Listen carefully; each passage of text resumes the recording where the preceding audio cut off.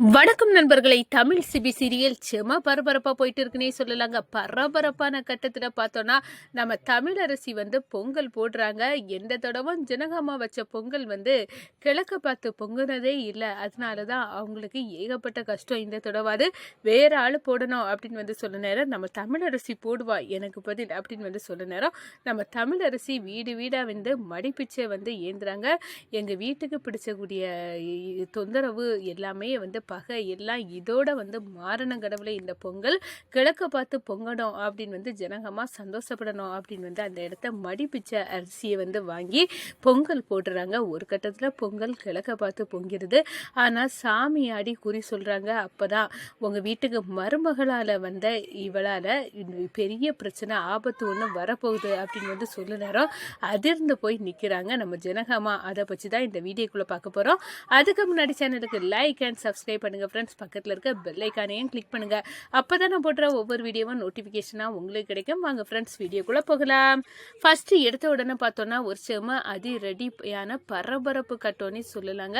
நம்ம தமிழரசி பொங்கல் போட வைக்கிறாங்கன்னே சொல்லலாம். ஏன்னா பொங்கல்ல இங்க வச்சே இந்த ஊர்லேயே கொண்டாடுவோம், ஊர் வீட்டில் உள்ளவங்க எல்லாத்தையும் இங்க வர சொல்லு தமிழ் அப்படின்னு சொன்னோம்னா ஒட்டுமொத்த குடும்பமும் இந்த ஊருக்கே வருது. இந்த கிராமத்தில் வச்சு பொங்கலை போட்டு அசத்தலாம் அப்படின்னு நம்ம ஜனகாமாவுக்கு வேண்டுதலை கேட்டுக்கிட்டு எல்லாரும் வராங்க. நம்ம கணேசன், மீனா எல்லாருமே வந்தாச்சு. அப்போதான் எந்த வருஷமும் ஜனகாமா அத்தை போட்ட பொங்கல் அப்படியே ஒரு நல்ல முன்னேற்றத்தையும் தராத்தவாறு அது மாற்றி திசையை பார்த்து பொங்கிட்டு அதனால வீட்டுக்கு ஏகப்பட்ட பிரச்சனை. இந்த தொடவையாவது கிழக்க பார்த்து பொங்கணும் அப்படின்னு அந்த இடத்துல மீனா அதனால வேற ஆளை பொங்கல் போடுறதுக்கு ஏற்பாடு பண்ண அப்படின்னு சொல்ல நேரம் அப்போ நம்ம ஜனகமா நான் பொங்கல் போட்டு நல்லா இல்லைல்ல, எனக்கு பதிலாக தமிழரசி இந்த தடவை பொங்கல் போடட்டும் அப்படின்னு சொல்கிறாங்க. ஓ சரிதான், பொங்கலை அவளை வச்சு போட்டு பார்ப்போம், அப்போமாவது கிழக்க பார்த்து பொங்குவா அப்படின்னு இருக்க நேரம் இப்படி அரிசி நம்ம ஒவ்வொரு வீட்லேயும் போய் தானம் கேட்கலாம். மடிப்பிச்சையாக வாங்கி அந்த அரிசியில் பொங்கல் போடணும். எங்கள் ஜனகமா யாருக்கும் எந்த ஆபத்தை கொடுத்ததே கிடையாது. அப்படி இருக்க நேரம் எங்கள் ஜனகம்மா நல்லா இருக்கணும் கடவுளே அப்படின்னு அந்த இடத்துல எது நினைக்கிறாங்க. தமிழரசி சாமியை நல்லாவே வேண்டிக்கிட்டாங்க. ஒவ்வொரு வருஷமும் எங்கள் பாட்டி போட பொங்கலால் எந்த முன்னேற்றம் இல்லை அப்படின்னு கணேசன் முதல் எல்லாரும் சொல்கிறாங்க. ஆனால் எங்கள் ஜனகம்மா இந்த தொடர்பு பொங்கலால் சந்தோஷப்படணும். ஏன்னா கிழக்கு பார்த்த மேனிக்கு பொங்கல் பொங்கணும். பொங்கி வர நேரம் எல்லார் முகத்துலேயும் சந்தோஷத்தை எதிர்பார்க்கணும். அதுக்காக இந்த வீடு வீடாக நான் மடிப்பிச்சை ஏந்தி கடவுளே இந்த பொங்கலை பொங்க போகிறேன் அப்படின்னு நம்ம தமிழ் மடிப்பிச்சை ஏந்தி பொங்கலுக்கு தயாராகிட்டாங்க. அதே கட்டத்தில் கணேசன் என்ன இவா பொங்குறா மட்டும் பொங்கல் கிழக்க பார்த்தா பொங்க போகுது அப்படின்னு அந்த இடத்துல சொல்லுறாங்க. ஆனால் ஆச்சரியம், நம்ம தமிழ் பொங்குற ஒன்று கிழக்க பார்த்து பொங்குது. நம்ம ஜனகமா இந்த தமிழால் எல்லாமே நல்ல விதமாக நடக்க போகுது அப்படின்னு அந்த இடத்துல சந்தோஷப்பட்டுட்டு இருக்க மேனிக்கே சாமி குறி சொல்ல ஆரம்பிக்கும்னு சொல்லலாம்.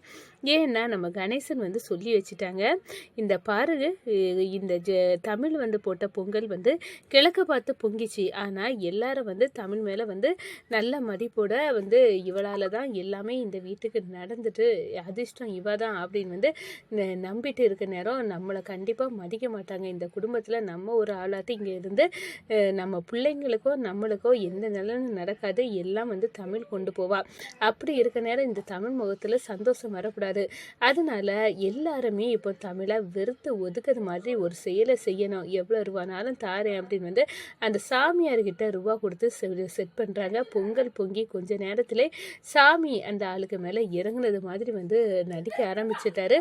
அதோட குறி சொல்லையும் ஆரம்பிக்காரு. இந்த பாருங்க, உங்கள் வீட்டுக்கு வாழ வந்த மருமகளால் பெரிய ஆபத்து வரப்போகுது, அந்த பேராபத்தை எதிர்கொள்ள ஜனகா நீ தயாராகிரு அப்படின்னு அந்த இடத்த சொல்ல நேரம் இவெல்லாம் மருமகளாக கொண்டு என் தங்கச்சி கஷ்டப்படணுமா, இவளால் பேராபத்து வருவா அப்படின்னு அந்த இடத்துல கணேசன் சொல்கிறாங்க. இதை கேட்டு நம்ம ஜனகாமாவும் அதிர்ச்சியில் நிற்கிறாங்க. என்ன சாமியாடி இப்படி ஒரு குறியே சொல்லிட்டு போயிடுச்சு, என்ன ஆபத்து என்ன ரூபத்தில் வரப்போகுதுன்னு ஒன்றும் தெரியலையே அப்படின்னு மண்டையை பிச்சுக்கிட்டு இருக்காங்க. அதே கணம் பார்த்து பார்த்தோன்னா நம்ம ஜனகம்மா என்ன இவர் வந்து உண்மையாட்டு சொன்னாரா, எப்படி சொன்னாருன்னு தெரியலையே அப்படின்னு வந்து யோசிக்கிறாங்க.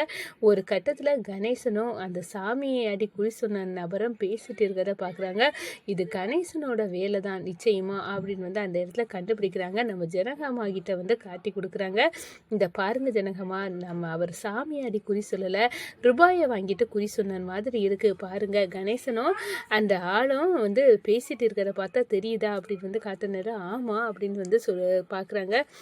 என்ன கணேசா, நீ வந்து இந்த நபர்கிட்ட ரூபா கொடுத்து தான் வந்து செட் பண்ணியிருக்கிறியா? தமிழை வெறுத்து ஒதுக்கணும்னு தானே இப்படி ஒரு வழியை பண்ணின.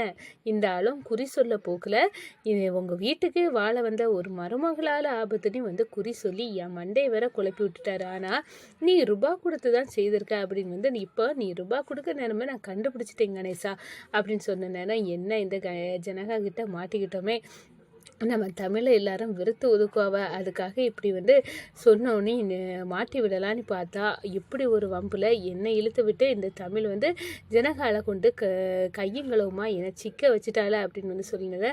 ஏன்யா இந்த கணேசனுக்கு தான் புத்தி இல்லைன்னா உங்களுக்கும் புத்தி இல்லையா? நீங்கள் சாமி பேரை சொல்லி இப்படி வந்து ஒவ்வொருத்தருக்கும் மனசில் மனநிலையை புரிஞ்சிக்காமல் இவ்வளோ தூரம் வந்து உங்கள் மேலே எல்லாம் நம்பிக்கை இருக்கிறதுனால தானே உலகத்தில் எல்லா மக்களும் உங்களை கடவுளுக்கு அடுத்த ஸ்தானத்தில் வச்சு குறி சொல்லுவாங்க அப்படின்னு வந்து பார்க்குறோம். ஆனால் நீங்கள் இப்படி ஒரு வேலையை பண்ணிட்டீங்களே அப்படின்னு வந்து அந்த இடத்துல வந்து வெறுத்து வந்து ஒதுக்குறாங்க.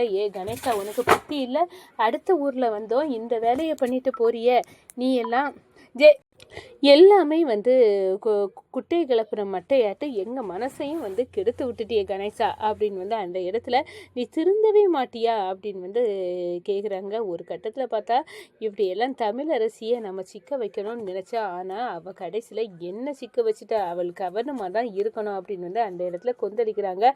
அதோட பார்த்தோன்னா நம்ம வெண்பா வந்து அப்பா நீங்கள் கவலைப்படாதுங்க, இப்போ ஜனகம்மா உங்களை திட்டிட்டு போனதெல்லாம் நான் பார்த்துட்டு தான் இருந்தேன், எல்லாத்துக்கும் இந்த தமிழ் தானே, தமிழ் ஊருக்கு அங்கே வரட்டும், நம்ம ஆட்டத்தில் மிரண்டு போனோம் அப்படின்னு வந்து அந்த இடத்துல சொல்கிறாங்க. இப்படி தான் ஒவ்வொரு வாட்டியும் நம்ம இவங்களை தோக்கடிக்கணும்னு நம்ம ஸ்கெட்சை போட்டு, ஆனால் நம்ம திட்டம் எல்லாம் இந்த தமிழ் எப்படியோ கண்டுபிடிச்சி முறியடிச்சிடா வெண்பா, நீ நினைக்கிற மாதிரி இந்த தமிழ் சாதாரண ஆள் இல்லை, எல்லா திட்டத்துலேயும் வந்து நம்மளை தோக்கடிச்சு இந்த ஜனகா கம்பெனியை வந்து அப்படியே வந்து கொண்டு போயிடுவா போல இருக்குது.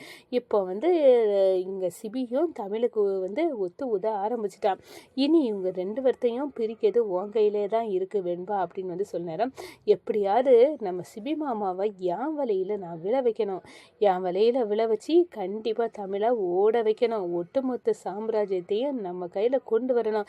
இந்த சம்யுக்தா திட்டம் போட்டதெல்லாம் நம்ம வந்து அவளை ஓவர்டேக் பண்ணது மாதிரி இந்த தமிழும் சிபியோட நெருக்கத்தையும் வந்து அப்படியே பிரித்து எடுக்கணும்ப்பா அப்படின்னு வந்து அந்த இடத்துல சொல்லுனாரு. இந்த விஷயத்தில் நீ எது பண்ணாலும் அது வந்து எனக்கு ஓகே தான் வெண்பா அப்படின்னு வந்து அந்த இடத்துல கணேசன் வந்து சொல்கிறாங்கங்க.